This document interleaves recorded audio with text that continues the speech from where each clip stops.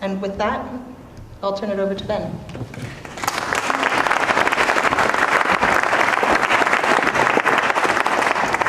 Good evening. Thank you all for being here. So tonight's topic is restorative agriculture. Can you hear me? Is that good? Okay. Tonight's topic is restorative agriculture, and we hear many terms in agriculture. We hear conventional, we hear organic, we hear biodynamic, sustainable. So I guess we have another word now, and the real point of this is that many different agricultural practices can accomplish good things, or labels can accomplish both good outcomes or bad. And the real focus today is I'm going to present how agriculture affects the Earth's surface, and how in managing so much of the Earth's surface in agriculture it's been a detriment. We also now have an opportunity. So I'm going to start. This is a diagram of our rough diagram of our carbon cycle.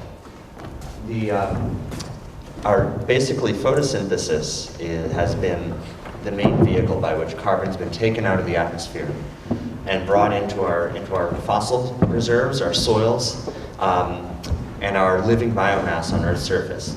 About 5 billion years ago, the Earth was mostly the atmosphere was mostly carbon dioxide. We had no life on Earth, and the first life on Earth were photosynthetic microbes that started taking carbon dioxide out of the atmosphere and bringing it into the Earth. And the reason I brought this diagram to bear is I want to point out that these numbers are in billions of tons. And right now we are facing a major climatic crisis. We are letting out, if you see the factory fossil fuel, cement, and land use change, we're letting out 9 billion tons of carbon emissions per year, plus much more methane and nitrous oxide. And if you look at the picture of the ocean, you see phytoplankton in the ocean life system is bringing about 92 billion tons in and letting about 90 billion tons back out. The ocean sequestering about 2 billion tons of carbon dioxide per year. And on land, photosynthesis is bringing in about 123 billion tons per year, and then plant respiration and microbes are letting about 120 back out. So if we look at the math of this, we have a tremendous problem. 9 billion tons of carbon is going into the atmosphere each year, and the land and ocean is only bringing back 5 billion tons of this. So each year, 4 billion more tons of carbon dioxide are going into our atmosphere.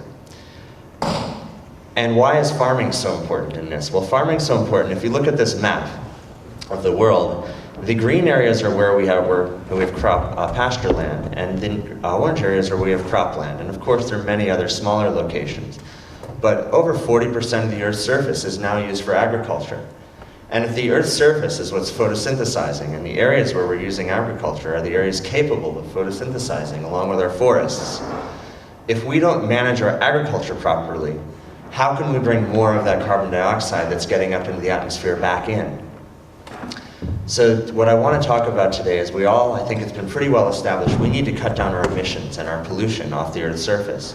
But on the other side of this equation, we need to re-stimulate and rebuild our Earth's surface to bring carbon back in. And in 40 to 50% of the Earth's surface used for grazing and raising crops, we have an area that's traditionally, for the last 200 years, been letting more carbon out than it's bringing back in. But we have the potential to manage this space differently and actually start to address our issue. So I'm going to talk about Stonehouse Farm. About 5 years ago, Abby, her brother and sister, took over the management of Stonehouse Farm, about 2,000 acres just south of us. And Stonehouse Farm had been conventionally managed in growing genetically modified corn and soy predominantly in what became a no-till rotation. At that time we embarked on, the decision was made to convert the farm to organic, and we started a planning process. And I'm just going to share with you a first picture and an example of what we were just talking about. On the left-hand side of this picture, you'll see a soy stubble. On the right-hand side of this field, we planted a cover crop. That's better. And I just want to point out the real basic issue here. Imagine that 42% to 50% of our Earth's surface is used for agriculture. And many of the modern techniques leave the land after harvest looking like it does on the left. That land's not photosynthesizing. It's not contributing to life. It's not really successfully helping our water cycle, our carbon cycle, or any of our nutrient cycles. On the right side of this picture, you'll see a cover crop. And this cover crop is a mix of oats and peas and clovers and annuals and perennials. And the point of it was to cycle nutrients, to stimulate photosynthesis, and to feed soil microbes in the soil. This next slide is a picture of the soil from the picture on the left. You can see it's kind of bland, a little bit packed, and not very lively. And this is a picture of the soil on the right. And this is just 50 days after planting the cover crop. You can see the roots penetrating the soil. You can see soil aggregates starting to build around the roots. If you look close, you can even see some legume root nodules. And the real basic point I'm trying to make is that somehow in our discussion about climate change and agriculture, we've forgotten that this land surface is the only way we can actually actively take a hold and manage our carbon cycle. And even in the ocean, where I showed you earlier, we have much of the ocean's problems are stem from our use of land, particularly agriculture. Our nitrogen runoff, our phosphorus runoff are all exacerbated by techniques where we don't use cover crops. I'm going to go back to this picture here. A soil like this with no living roots, any excess nitrates and phosphates are liable to leach out of that and end up in our waterways and then collect in our ocean and coastal areas. Where a soil like this on the right is much more likely to hold these nutrients back and prevent them from leaching out. So when we went into our transition at Stonehouse Farm, we had three major focuses. One was the community we were in and how this farm could fit in. And we decided at that time that we would become a supplier of needed inputs to the community of farmers. We have a burgeoning farming scene, a lot of smaller farmers looking for inputs, and a lot of mid-sized farmers looking for inputs. So we figured if we can farm regeneratively and produce local inputs, then we can help other local farms have an underlying resource that's regenerative. And then the next we started to shape through what's our philosophy for the land and the soil. And we decided that organic agriculture, what does that really mean? Organic stands for organic matter. And organic matter is matter that's about 57% carbon. Organic is really referring to building carbon in the soil, to build a set of life in the soil that can then cycle nutrients. More organic matter means you better cycle your water. And we really decided that we want to put the organic back in organic farming. It's beyond the importance of not spraying chemicals or using synthetic fertilizer. We wanted to focus on rebuilding our soil. So our main points around that were, let's keep a constant living root in the soil. If it's not cold and dormant, let's keep the soil alive, like this. And let's also minimize our tillage. When you turn soil over and expose it to the air, the C, which is carbon in the soil, meets the oxygen, the O2 in the air, and can create CO2. So the act of tillage has been a tremendous contributor to climate change over the past 200 years. If you think of the Dust Bowl, as we turned over that land and we lost many feet of topsoil that were rich in organic matter, we flooded our atmosphere with carbon dioxide. And the act of tillage itself, it's a sin that goes from small-scale farming to large-scale all around the world. Tillage is what man has done in the Neolithic age, and we've brought, now that we're in the Anthropocene and we're still tilling, it may bring us to our end. And I want to point out our next photo here is a picture of cover crops. And this adds to the philosophy of basically keeping a constant living root in the soil, constant photosynthesis. As farmers, our responsibility is to keep photosynthesis happening. We're stewards of an Earth's surface, and we're in an ecosystem that's supposed to be green and photosynthesizing. So this is a cover crop of legumes, of brassicas, of grasses, annuals, and perennials, and it was planted right after a small grain and in preparation for corn the following year. So in order to avoid using heavy synthetic fertilizers or organic fertilizers that could potentially leach, we really focus on using cover crops. And you see the red flowers there, that's crimson clover. That's fixing nitrogen for our next crop. And then the taller grasses, that's rye. And that's mainly a high carbon crop, making sure that we balance the nitrogen and carbon in our soil to try to keep as much carbon in the soil as we can. I'm going to focus these next slides on the reduction of tillage and the replacement of tillage with many people. Historically, tillage has been used to control weeds and to create a clean slate for your next crop. And when you till, you release carbon, but you also shake some nutrients free. So there's sort of a quick boost and followed by a decline. Instead of tilling, I want to point out some things we do. If you look at the brown stubble in this picture, that's wheat stubble. And underneath it you see clover. And this wheat was planted no-till onto soy stubble in the fall. And this picture is taken after the wheat was harvested the next summer. The spring of that same year, before harvesting wheat, we spread clover seed into it. So instead of having to till, we just harvested the wheat and the clover was already there. And we're basically looking at, a lot of this is common sense and practical, but we're trying to think through, in the act of maintaining continuous photosynthesis, reducing tillage, and stimulating root growth, the deeper and deeper we can send our roots into the soil, the deeper and deeper we can send carbon. The deeper you go into the soil, the easier it is to store carbon. The higher layers of the soil are much more likely to respire, where we can release carbon and bring it back in much quickly in the top layer, but it's more volatile. So a big reason we do these cover crops is also to send carbon deeper and deeper into the soil. This next slide is of rye and hairy vetch. And traditionally, an organic farm may grow rye and hairy vetch to plow under before growing corn. And we actually have developed we followed the Rodale technique and developed it with a few added a few things on our own. And what we do is, on many fields, is a form of no-till agriculture that's called organic no-till. No-till is originally, I like to look at Fukuoka, and many people like him as the originators of no-till, but it was sort of hijacked by the conventional industry, who said, well, we can no-till by making genetically modified plants that are resistant to herbicide. We can plant these plants, spray an herbicide like Roundup, which now we're all finally being told is carcinogenic, and it's no-till. But the point is that that's a shortcut no-till system. That's a no-till system in which you're killing soil biology to allow a synthetic fertilizer to feed a plant that's bred to survive the Roundup. So in this no-till system, if you look on the right side of the slide, we've used a roller crimper, which you'll see in the next slide. It's a large metal roller filled with water with baffles every 6 inches that rolls this rye and vetch down and breaks the stem every 6 inches. And what it does is it kills it and lays it down in a mat. And that mat helps hold the weeds back, helps hold moisture in the soil, and it also helps protect the soil surface and all the microbes on it. Here's another picture of, you can see the roller crimper in action smashing down rye.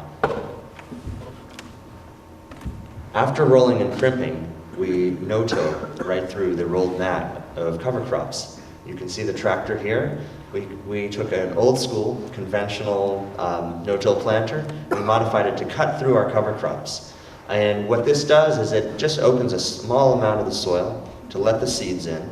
And instead of inverting the soil, we maintain a nice thick cover of thatch. The planter itself helps smash down any extra standing rye. In this picture you can see, on that same field I just showed you, the soybeans emerging through the rye that's been rolled and pressed onto the surface. And here are those same soybeans about 5 weeks later. And here they are approaching maturity. And sometimes they're a lot weedier than this, and sometimes they're this clean. We've been able to accomplish yields on average over our last 4 years, about 80% the county average, using organic no-till techniques. And in doing so, we're able to hold much more carbon in our soil. And we almost have no erosion now that we're able to keep this thick thatch on the soil at all times.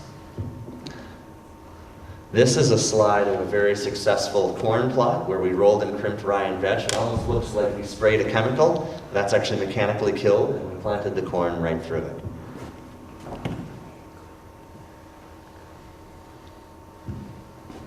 And this is a no-till cornfield at about knee or waist height.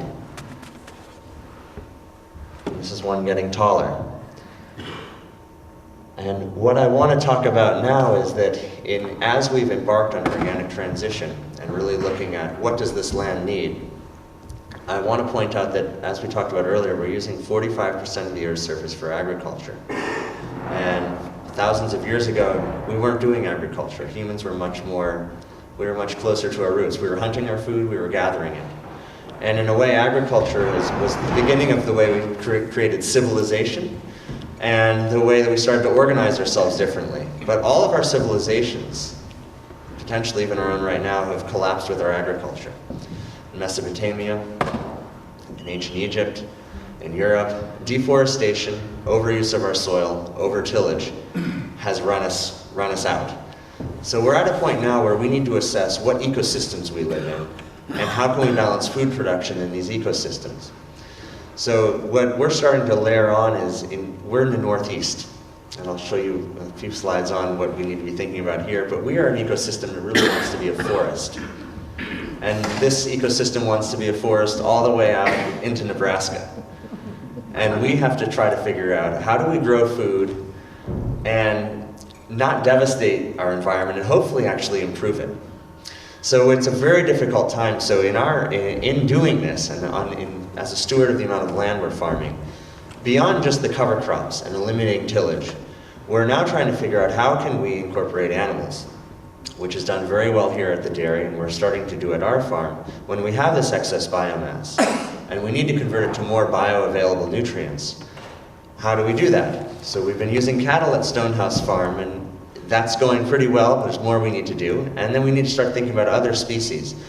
If we are still importing some organic fertilizer, and if we're going to start growing our food in systems where we're not bringing nitrogen, right now we're doing two things. We're taking carbon from the ground and putting it in the air, and we're taking nitrogen from the air and putting it in the ground.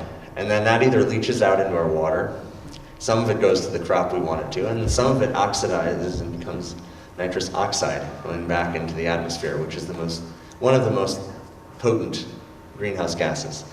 So in an effort to cycle our nitrogen better, we are starting to rotate animals across our cover crops, and we're rotating perennial crops into our farm. So after 3 or 4 years of annual cropping, we seed down into blends of perennial crops, where we'll do no tillage and just grazing and some haymaking for 3 or 4 years. And over those 3 or 4 years, the roots will keep growing deeper and deeper than annual crops.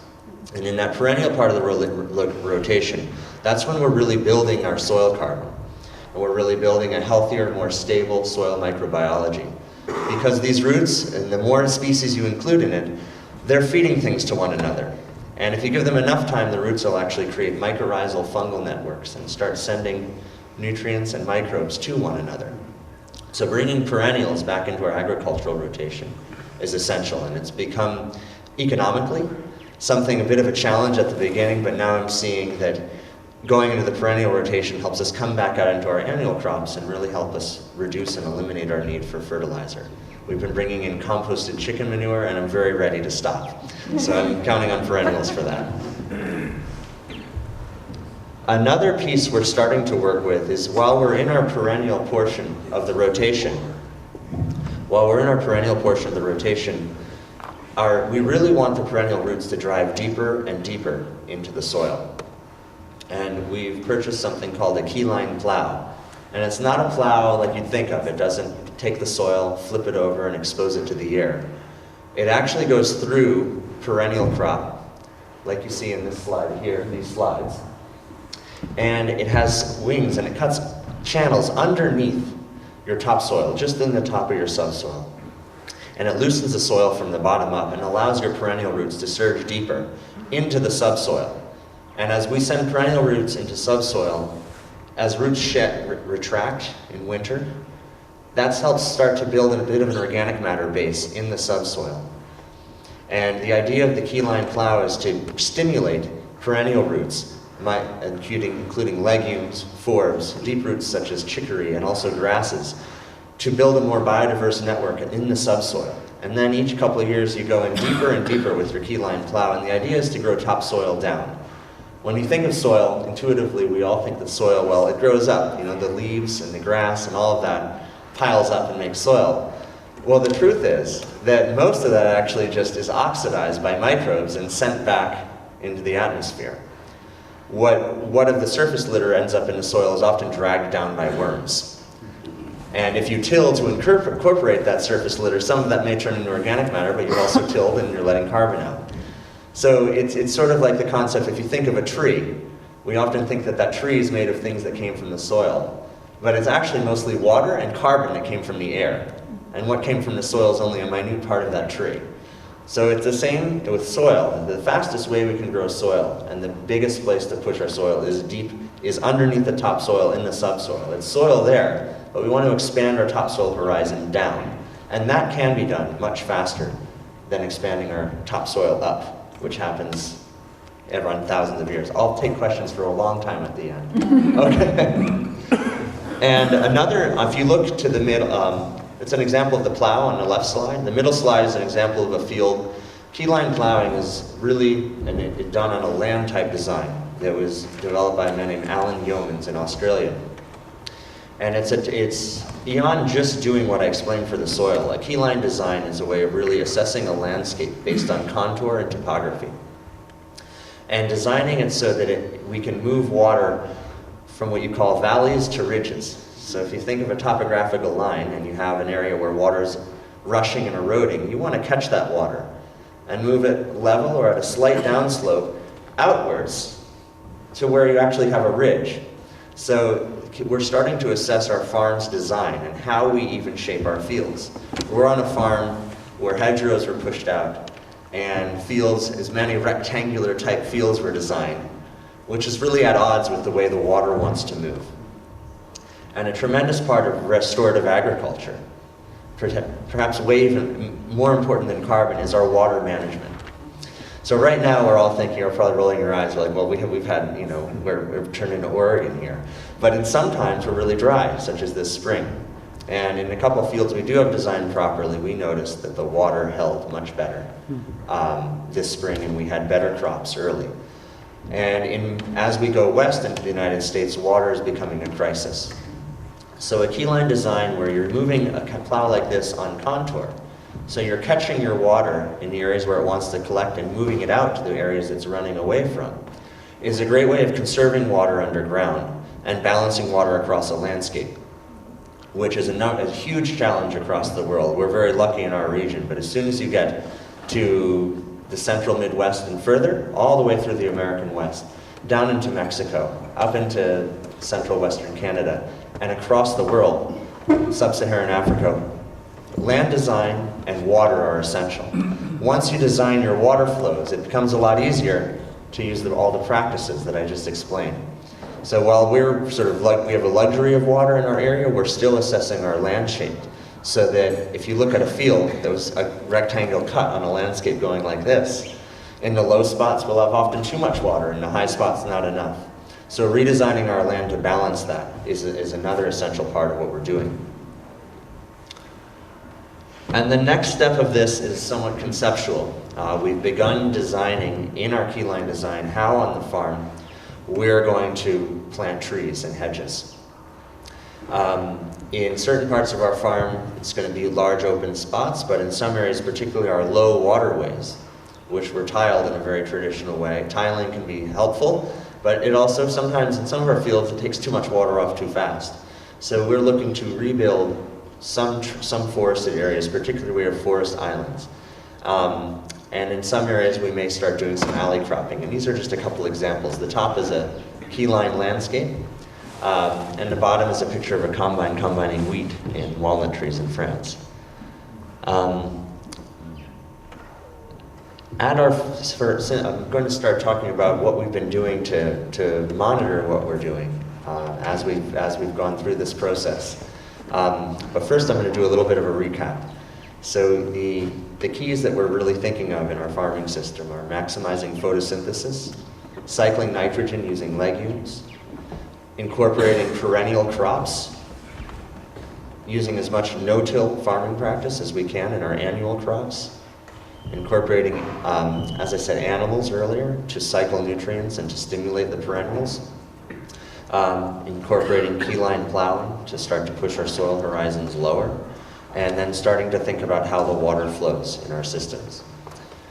And what about 4 years ago, right, the first year of our organic transition, Abby and I really wanted to think through how can we monitor this transition of this land that's pretty sterile, that's really sort of a placeholder for synthetic nutrients and genetically modified seed, and how can we watch the soil and the farm as we go through this change of farming technique, and watch how the soil changes. So we decided to start a research project, and it was called, first we called it the Hudson Valley Carbon Farming Research Project. And then, I can't really remember how to say it. So we very quickly cut it down to Hudson Carbon. And through FAI, the parent organization of the dairy, we made Hudson Carbon a project. And about 4 years ago, we chose 12 sites across the farm. And our plan was myself and David Goldstein and a colleague of mine, Matt Sheffer, who's here, and Ancio Adornetto, we were the original 4. And we started thinking out, well, how can we really track carbon in the soil? We could do simple soil tests. And then we looked into that and we realized that many universities were saying, well, why, just take a grid pattern of the top 6 inches of the soil. But that didn't seem to make sense because our roots go a lot deeper than 6 inches. And we weren't just growing GMO corn and soy where the roots might only go that deep, and then it would be blank, and then we'd go back again. And then we started thinking about all the parts of the carbon cycle. We have atmospheric greenhouse gases. We have carbon stored temporarily in living plants on the surface, and we have carbon that's decaying and decomposing in dead litter on the soil surface. And then we have all the layers of the soil going down with roots and microbes. The roots don't decide to stop at 6 inches for the soil test. So we started to design a set of protocols. And we started with biomass. Here's some guests here.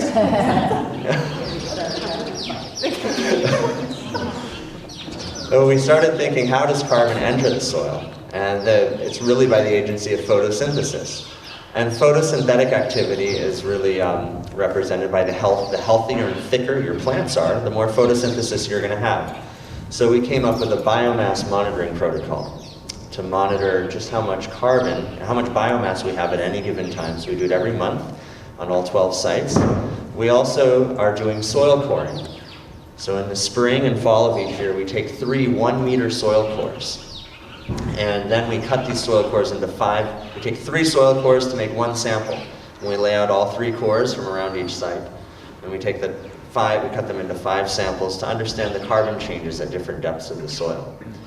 And then we monitor and document what we do on the land. So every date that something is done on the farmland, if we apply an organic fertilizer, or if we do a tillage action or a no-till action, or we raise cattle, or we plant, or we harvest, we document all of that, what it cost us, so we can track if we've gained or lost money, and what our production was per acre. And then the idea was to do these 12 sites to really, not so much in the scientific design, but do a scientific monitoring of the land, and just monitor what we did in our rotation.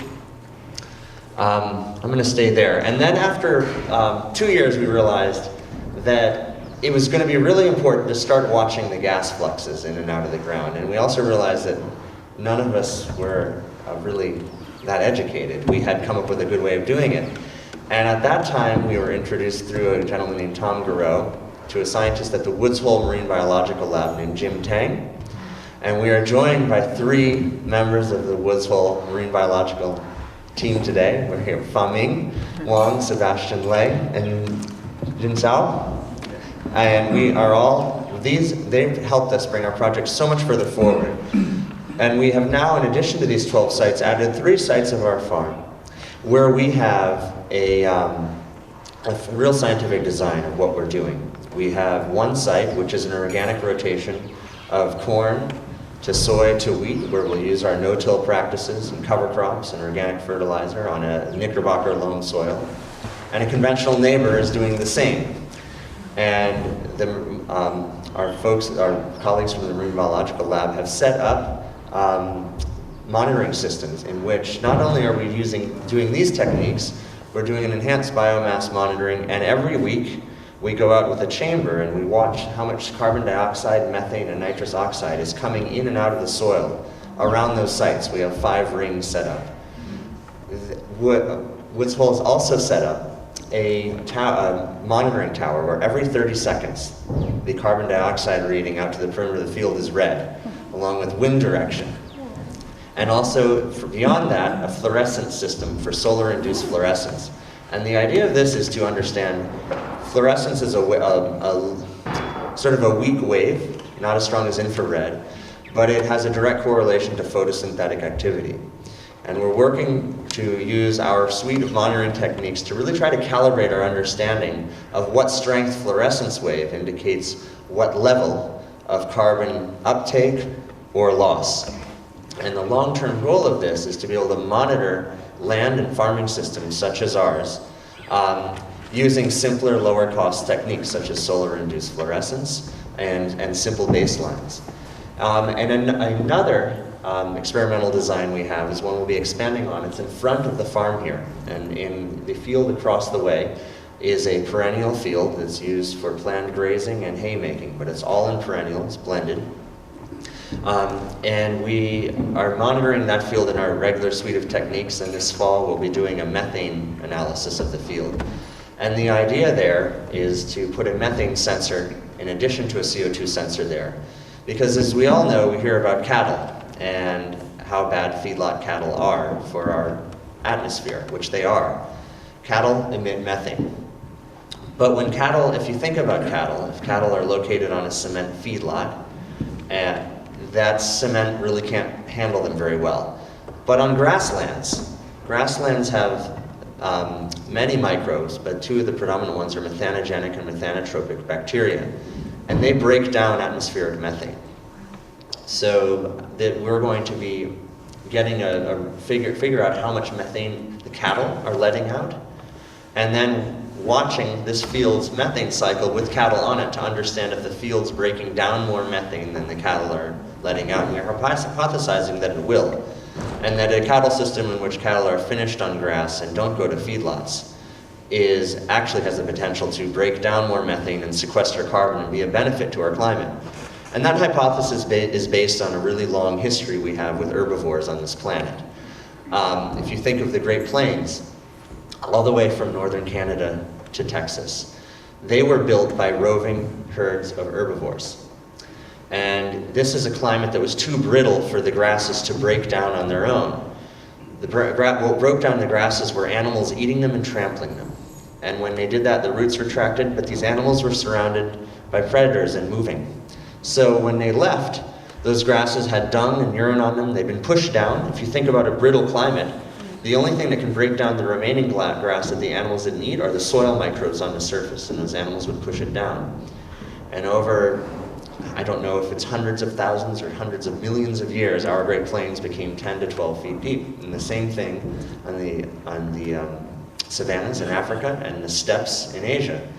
And in basically 150 short years with a fence line, we've taken this process and broken it. And I feel I'm going to backtrack a little because I want to talk about animals. Managing animals, you can destroy land right here with animals very quickly.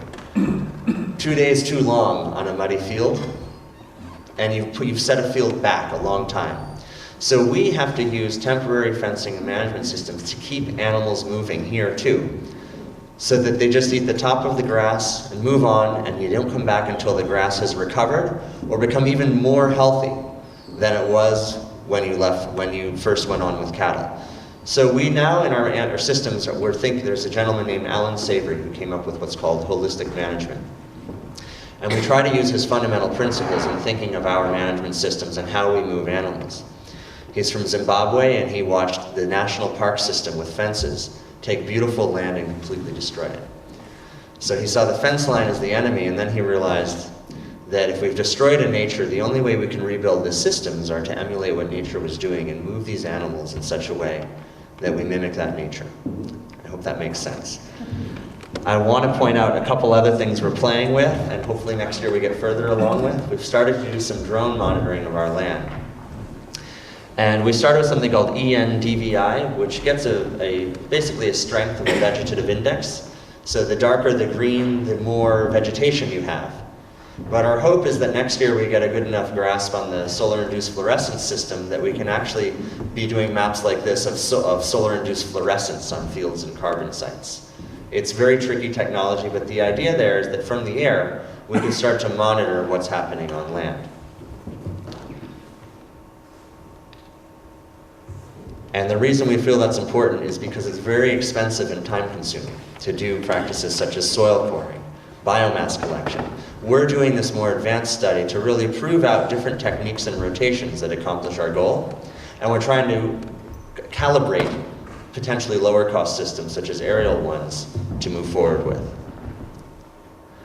So I want to talk a little bit more about why we're doing this and how it may fit into in some economic solutions it might work with. So as a big reason we're doing our work is to help with legislative, private and legislative push to address two issues. One is that we don't have much control over as in what we do, or is that we feel that pollutants should be taxed, and that the ecosystem services such as what we're doing should be rewarded.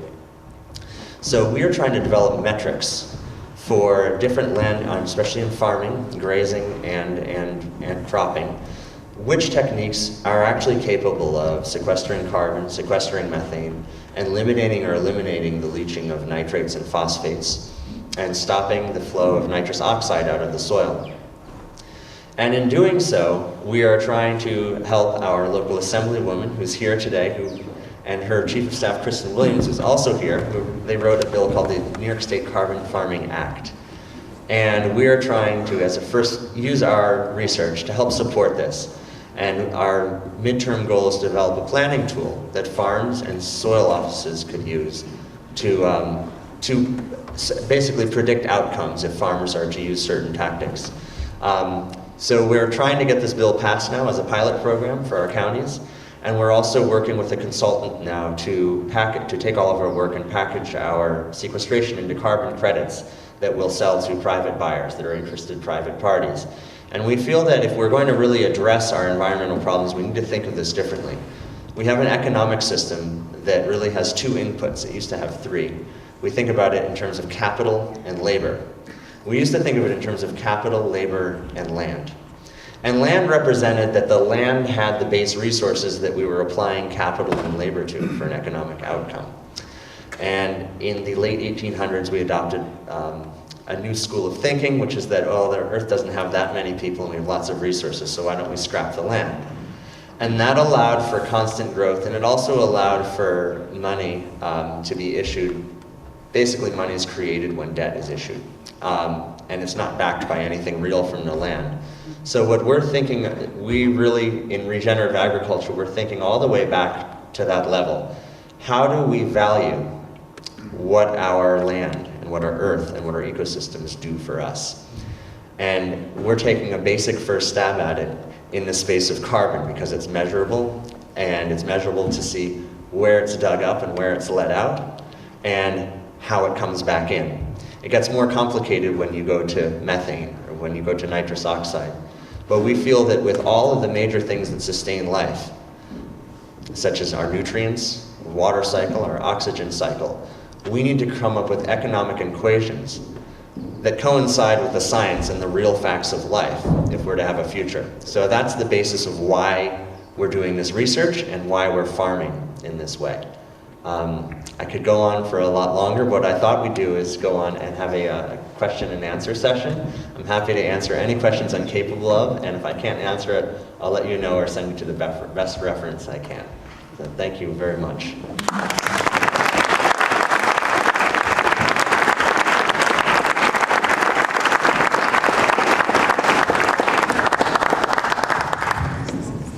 So we'll say thank you, Ben, thank you really very much. And I'm going to ask if there are questions, if people will please stand up and I'll see how far we can get the microphone to you for questions.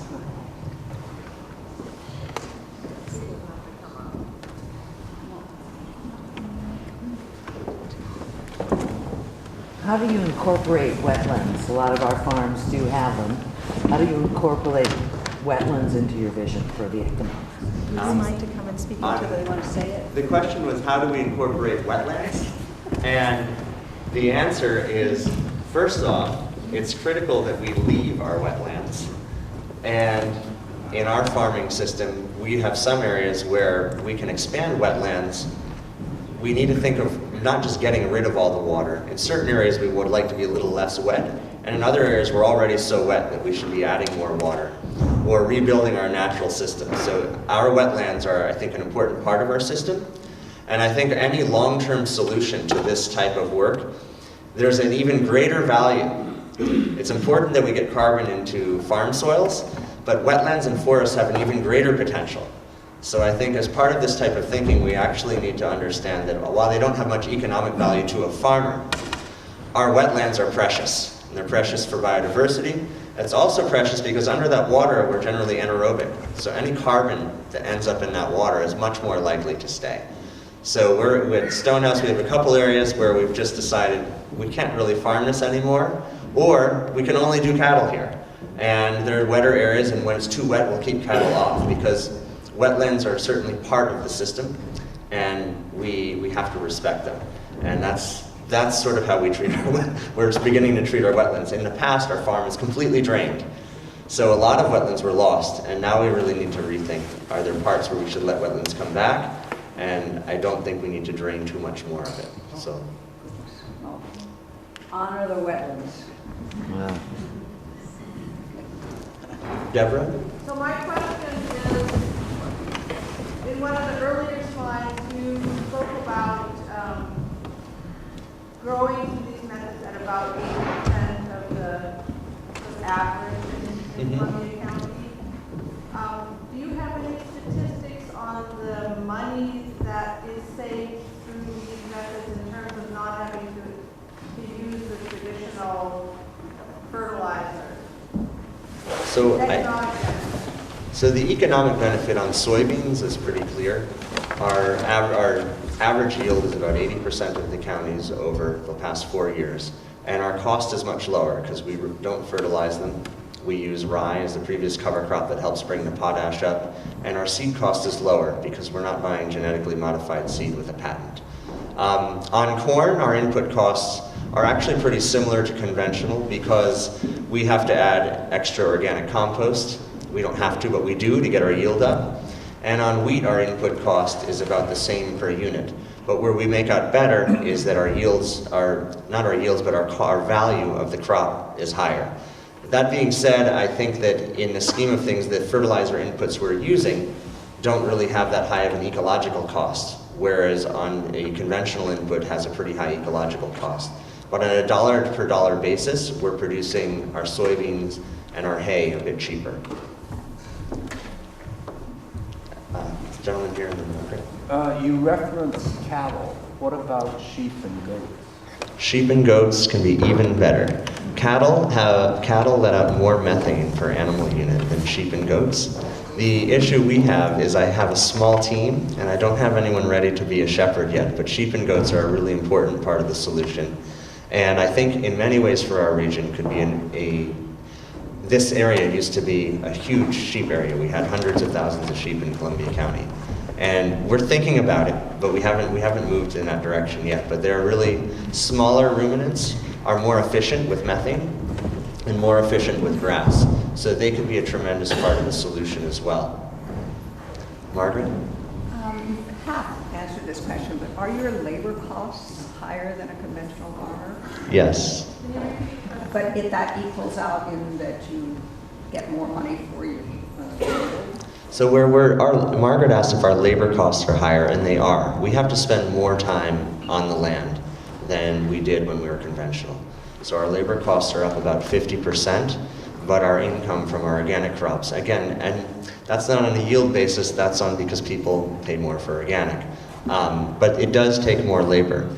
And when I really think about that, I think it's important to really understand how many people actually work in farming in our country, and it's down to about 1%. And it used to be over 50%. At the beginning, probably 80%. So I think in a way it's kind of a shame that we've made it so big and so convenient with chemicals that so few people actually do it. Sir? How much of a contribution to carbon sequestration does well-managed grassland bird habitat make? Grassland bird habitat? It depends. I think it would very much depend on where and also how the grasslands were managed. So in our region, a grassland that's just mowed for once a year, say for birds, that's going to have a pretty big carbon benefit. I'd imagine you're bringing 2 to 3 tons per acre per year into the ground. Again, in our region, the most efficient thing, if I was just trying to farm carbon, we would reforest our whole farm. And I'd say the same for a forest, like a bird habitat. You know, that if it really depends on how much forest you're allowing to come back with that grass. But it's certainly a habitat that can be very ecologically beneficial, and especially for the birds and biodiversity, it's a very good habitat to have.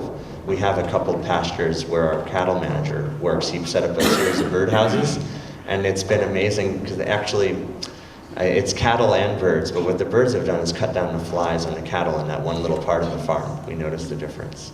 And there's a question right here in the front.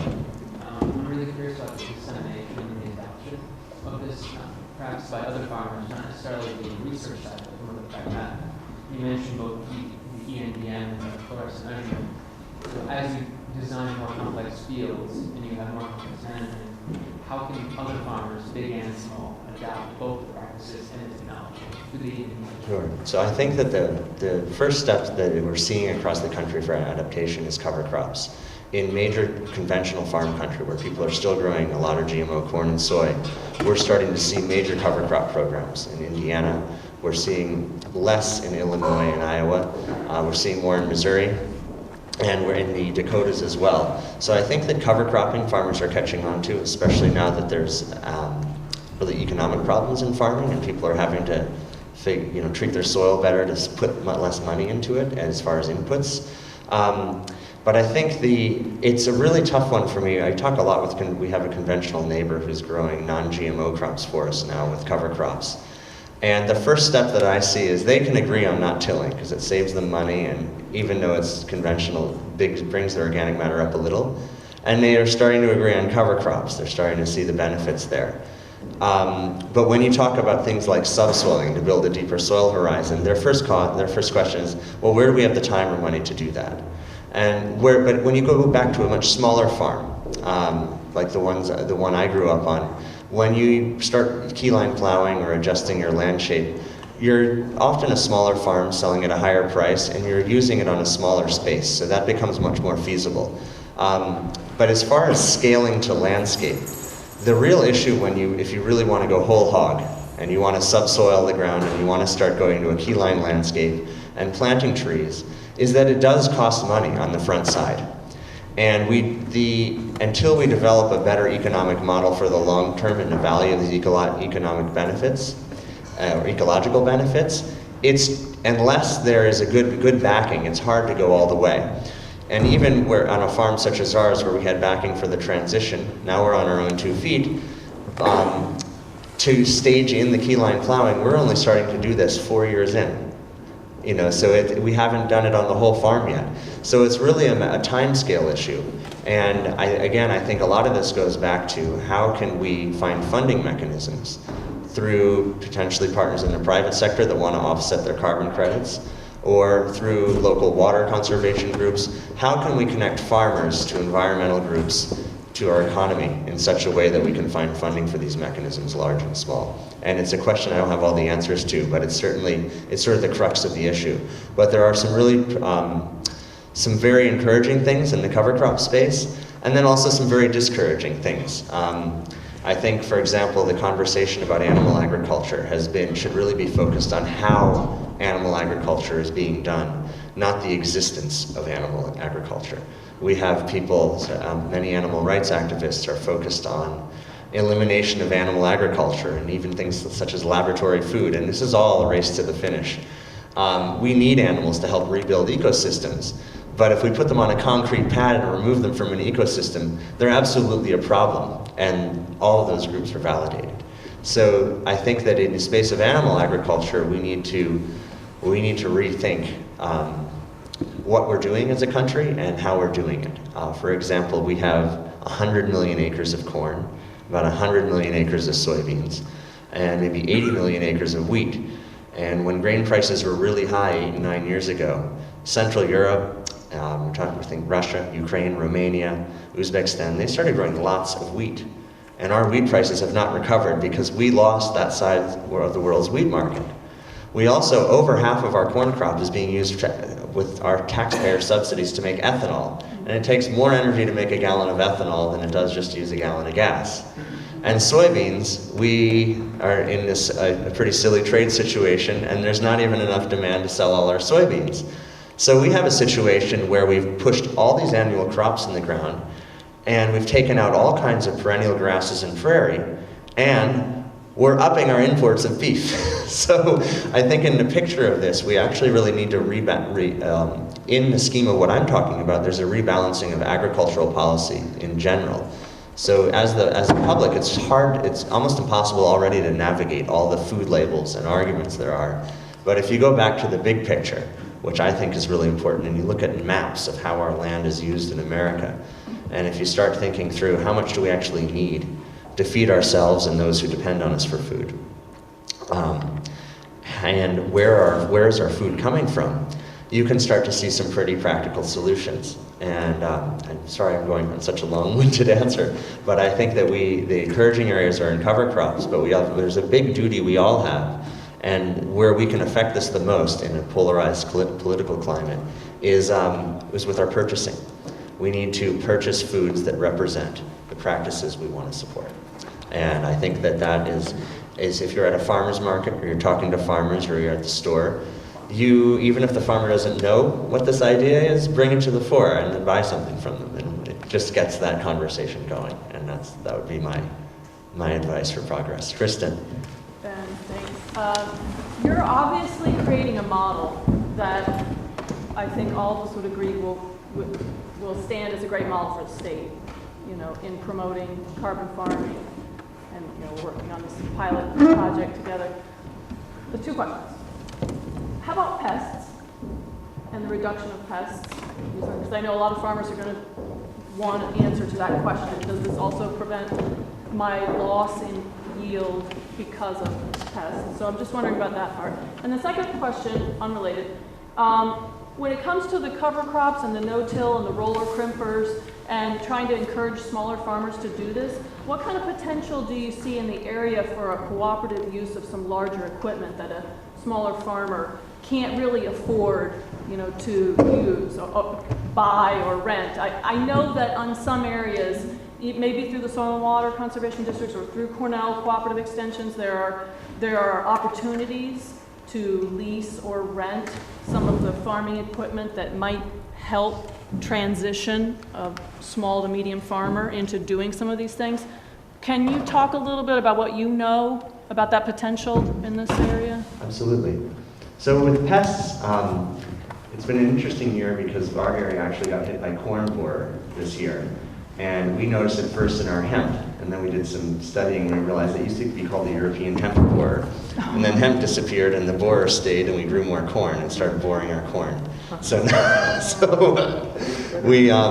that hit us on our organic farm and in conventional farms. And the main issue that we get from pests, there's a few influences. One is monocropping. If you're using the same crop in the same location over and over again, you're liable to get more pests. In a system like ours, this was the first year in our transition we really got hit by pests since our transition. So we're organic now.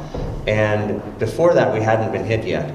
And our crop rotation, and actually this breaking the cycle up with cover crops that can bring in good predatory pests and invite birds, is a natural way of helping fight pests. So often by bringing in cover crops and longer crop rotations, you actually reduce your overall pest load in general.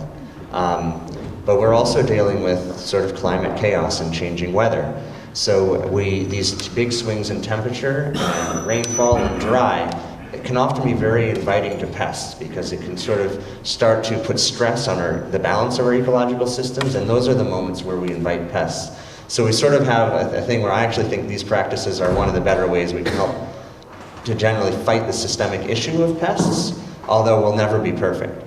And on the local equipment sharing side, it's something we need to figure out. It's very difficult though. The issue is that when you need your roller and crimper, everyone else does too, because there's a time to do it. Something like a Keyline Plow can be done through the year. Something like a no-till drill has longer windows. So for example, some of our NRCS offices, our Natural Resource Conservation Service, is part of USDA. Historically, they've been much stronger, and surprise, surprise, they're a little weaker right now.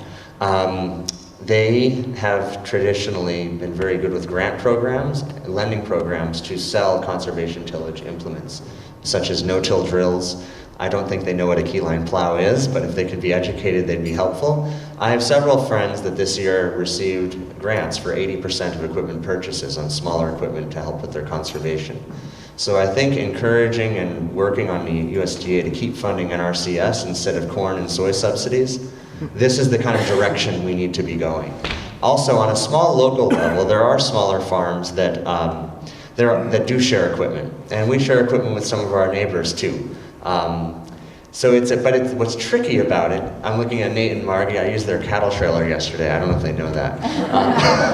But I think they used our portable corral a couple weeks ago. So. The big issue that we have here is that everyone often needs the stuff at the same time.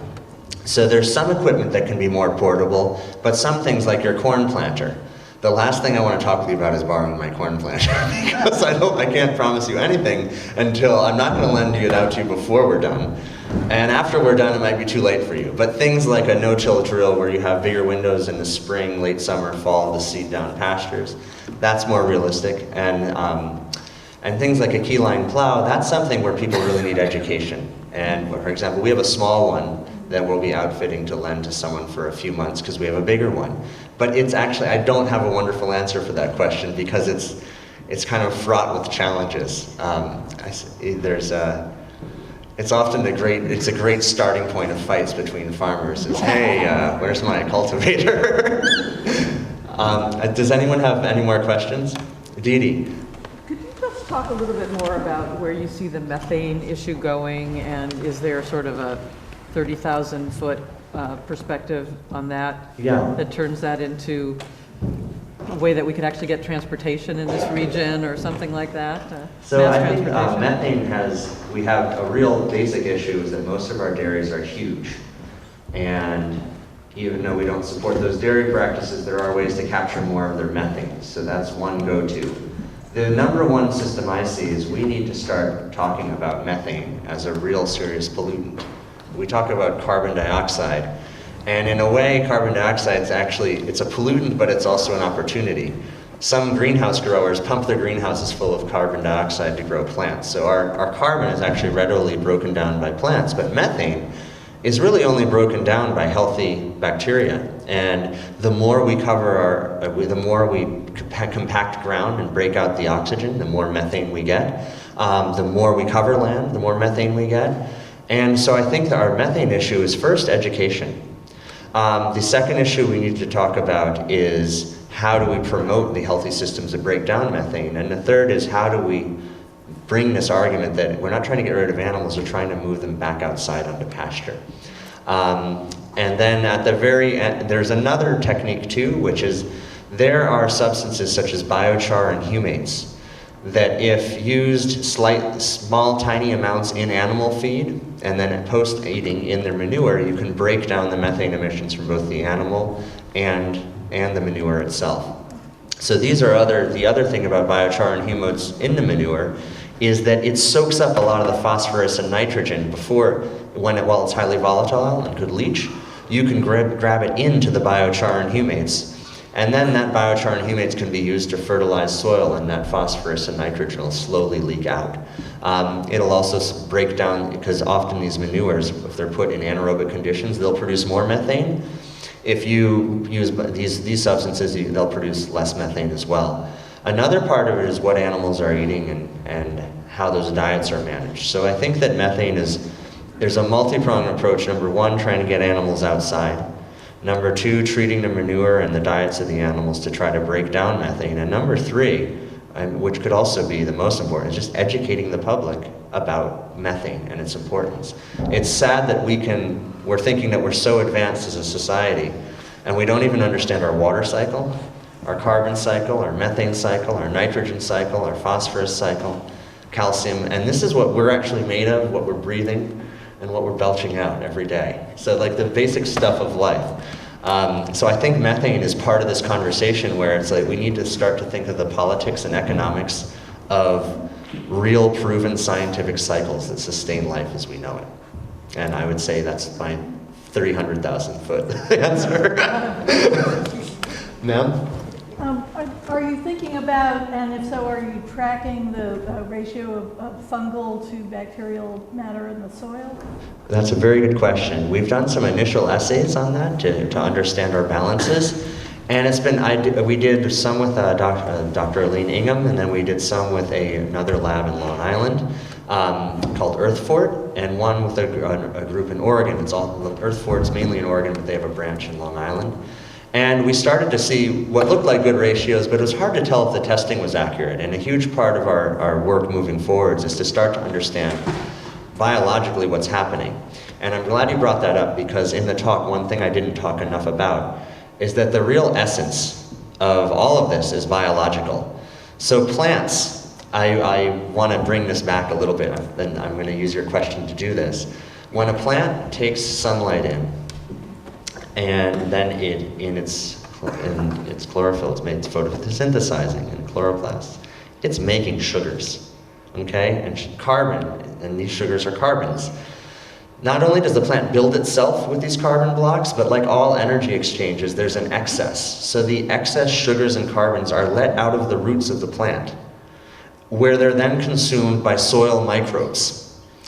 And these soil microbes are, there's carbon to nitrogen ratio is usually 3 to 1, and so they build themselves with this carbon.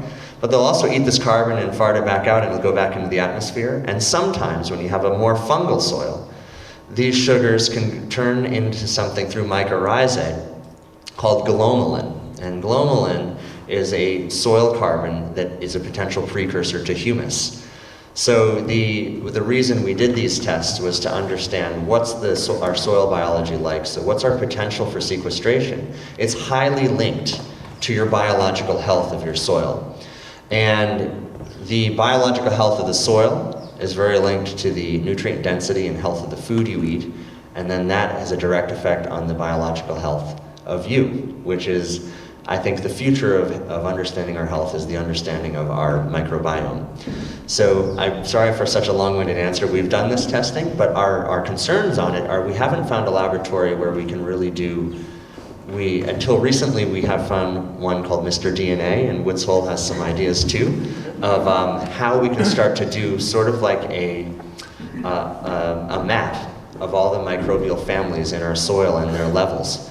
Because if you use these farming practices, your results can vary wildly based on the biological composition of your soil.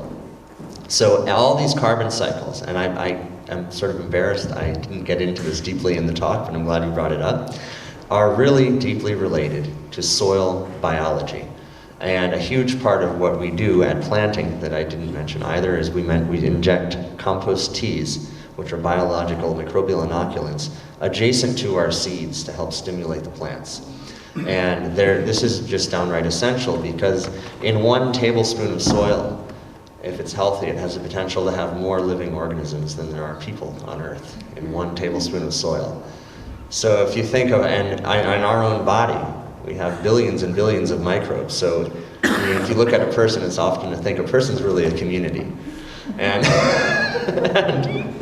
and we're all grown from this huge community under our feet. And in an era where we're trying to really use our science in a technological way, we know almost nothing about the biology underneath our feet. And what we're really doing in sequestering carbon is feeding the biology under our feet using plants. And the hardest part of this monitoring is going to be figuring out just what that biology is, because the moment you dig some up out of the soil, you completely change that biological community. Some of these organisms live for 30 seconds, 10 seconds. You know, we're talking, so measuring this is sort of the new frontier of soil and soil monitoring. So while we can get the sort of the chemical, physical monitoring down pretty well, the next trigger we need to start to understand of how do we, the real potential in making these systems work even faster, because we know with certain techniques that we're using how fast, you know, we're seeing pretty good results pretty quickly, but we think that the frontier for rapid soil carbon sequestration is really going to be understanding the microbiology and how we stimulate it best. Sir? Yeah, I'm just curious if you guys thought regarding the term regenerative agriculture as a label, buzzword, or even a certification to reach consumers and general audiences as a way to raise awareness and demand for products and practices within that umbrella, or if you think there's maybe a better general audience term, label, more precise or broad way to encapsulate what you're pointing at and to help build positive feedback around that, the way that organic as a label has done. So my view on this is that regenerative is a real word about what we're trying to do to our ecosystems. We're at a sort of degenerative point, in my opinion, of civilization and our ecosystems. So we're at a point where we do need to regenerate them. But my concern is that we have many different labels already. And so many words, I think it's stronger than sustainable as a term, because sustainable, what do we want to sustain? If we sustain what we have now, we're all done. So regenerative is what we have to regenerate. But as an organic farmer who grew up with organic farming parents before this, it sort of got so corporatized and large, my feeling is that we want to preserve stronger labels like organic, but we need to be activists in those, because we have so many organic farmers that aren't, so much organic food that really isn't organic. It's grown in systems that lose carbon. So there's a regenerative organic standard that Rodale Institute has helped co-sponsor that I think is a really good idea. But so I'm sort of conflicted. I think regenerative is a great part of a label, but I'm hesitant to leave organic behind, because we fought so hard for it, and now there's a fight against those of us who fought hard for it to simplify it and water it down. And that's been pretty well accomplished. But I feel like we have an opportunity, using the word like regenerative, to say, well, I'm using regenerative organic practices. I'm sort of putting the organic back in organic. Is a good way to describe it. So I'm hesitant to go towards a whole new certification, but I very much promote the word as a way to farm. And I think that sometimes in our race to make things a label, we often damage the conversation at a time when I think the term and the conversation needs to spread. And then from there, people could decide how to use it. So I think we're a little early for that, but I think it's a potential. Steve, and then you again. Yeah, following up from what you just said, seems to me like countless studies now have been done on the communication around climate to the general public, and what are the right words to use and what are the wrong words to use. And I'm wondering if you have any thoughts about, in the agricultural community, what sort of language you have found to be the most effective in communicating with conventional ag. So in conventional ag, I think that the key words, and I wish we could be a little further than this, but are preventing erosion, reducing inputs, and then also the weather's, how do we protect ourselves from major weather events. So some of the folks in conventional farming don't yet totally believe that humans are the center of the cause of climate change. And when you're farming that way, I can see how they might like to believe that. So you're often talking about resiliency. How do you prepare your farm to better protect against these more extreme weather events, like the 32 inches of rain we've had in the last 80 days here? So you're talking about, on our Stonehouse, we've had 32 in the last 80 days. So I think that you're talking about resilience. How do you build your system so that you can still get onto fields and get into the soil in your time frames? And you're talking about making your soil more friable and able to receive and hold water. Water holding capacity is crucial. So you want to talk about mainly, I think, water, preventing erosion, and resilience. But I also think it's a time where we just have to talk about the issue. I think climate change is a nice term because it's a great way to kind of make the whole public feel like, oh, the climate's changing, but we'll change with it. I think the real issue is we have like a climate catastrophe, and we're right on the edge of it. So what I do is I do talk to conventional farmers in those terms first, but I make it pretty clear that I feel like we have a climate catastrophe in our hands, and we have to act. All of us are stewards of this land, and we have this really hard fight as farmers, where farming has traditionally been a fight against nature. You chop down the trees, flip over the soil, and the nutrients that oxidize grow your crop. And a long time ago, when the earth was big and there weren't too many people, you could come back to that plot 15 or 20 years later, or 5 years later. But now, in a place like Haiti, where my wife is from, or in lots of Africa, the population's so high, you're back on that same plot every single year. And in America, where we plowed away most of our topsoil, we're at a point now where we really have to try to grow food, but we have to grow enough food for us. We also have to rebuild ecosystems. And on top of that, we're facing climate chaos. So in my communications, I talk about the real issue in front of us, as far as that we have a climate disaster. And depending who you're talking to, I say, well, with this major weather we've had, how do you want to focus on holding your water, not eroding, and being able to get on your fields when you need to? So I speak practically, but I also am pretty clear about my belief of what we're facing. Ma'am?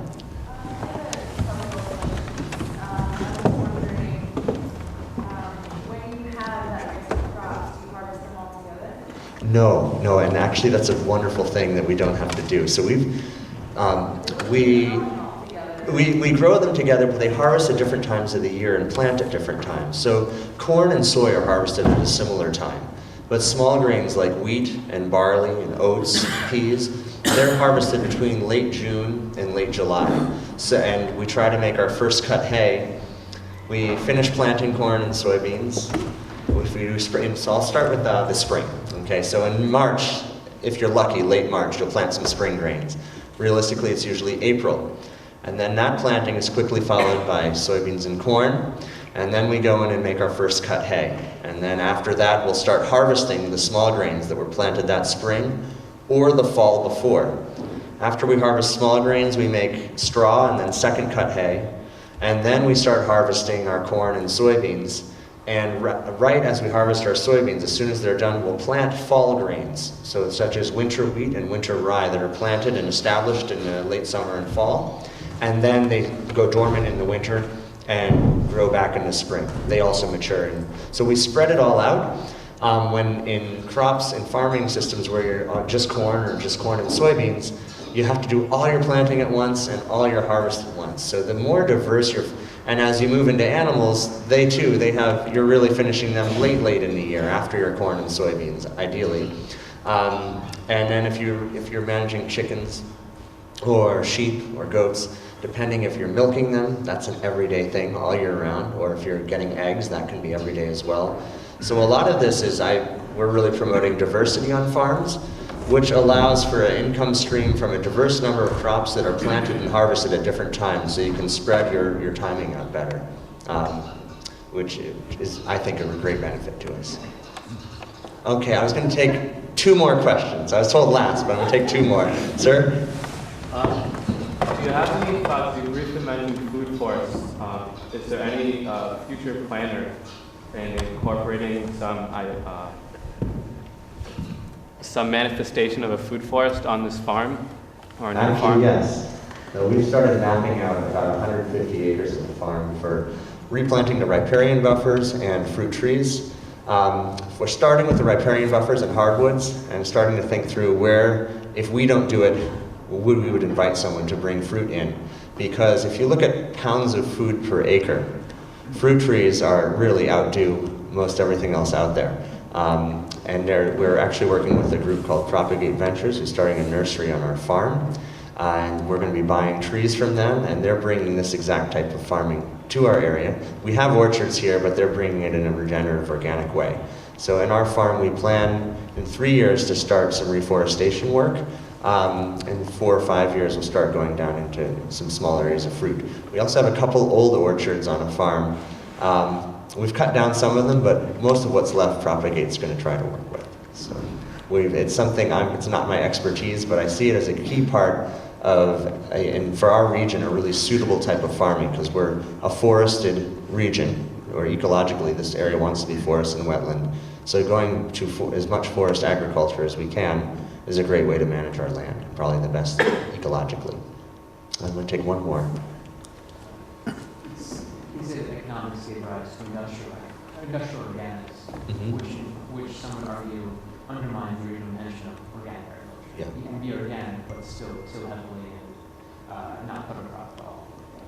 Going back to the economic model that you mentioned earlier, how can you prevent the sale of carbon offsets from following the same pattern of, say, the Catholic Church's sale of indulgences that gave rise to market? I think that in order to avoid these abuses, there's number one, you have to document. And there's a lot of talk about using blockchain technology to document a carbon credits as source, so that it's not sold twice, which is one potential abuse. You also need to be able to verify that it was actually sequestered. And then there are issues like, what if you farmed properly for 10 years, and then someone took it over and plowed it all under? So it's very complicated, and with a consultant we're working with starting to speak with about this, we're talking about part of the carbon offset, any funds you bring in would go into an escrow account that could be used against any potential loss in the future. So I think to build this out, it's a highly complex model. You have to insure against future losses. You have to make sure there's no double counting. And then you also need to connect it to a real thing you're offsetting.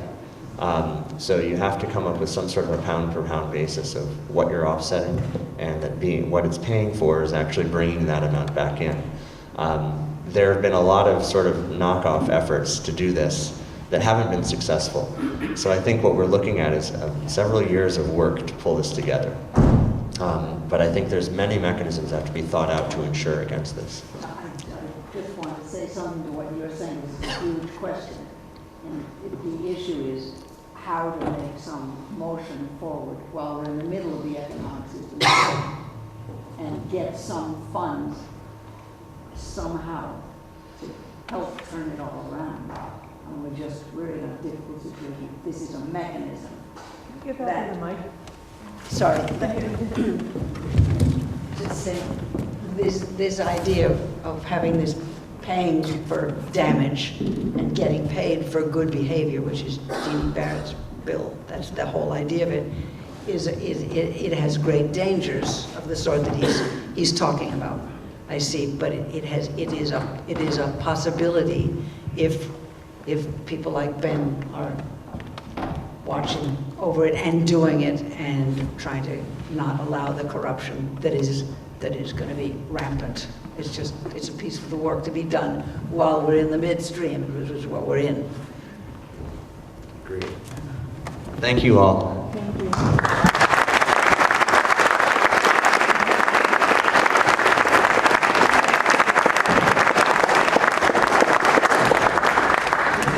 Thank you once more to Ben. Thank you, really very informative talk. We have a cheese and sun tea reception prepared if people would like to stay. And I just once more again want to acknowledge our partners at Scenic Hudson. And I think Kristen Gamble has joined us now, so welcome. Our scientists who are here from Woods Hole, thank you for coming. And Dee Barrett and her staff here also. So thank you all for coming.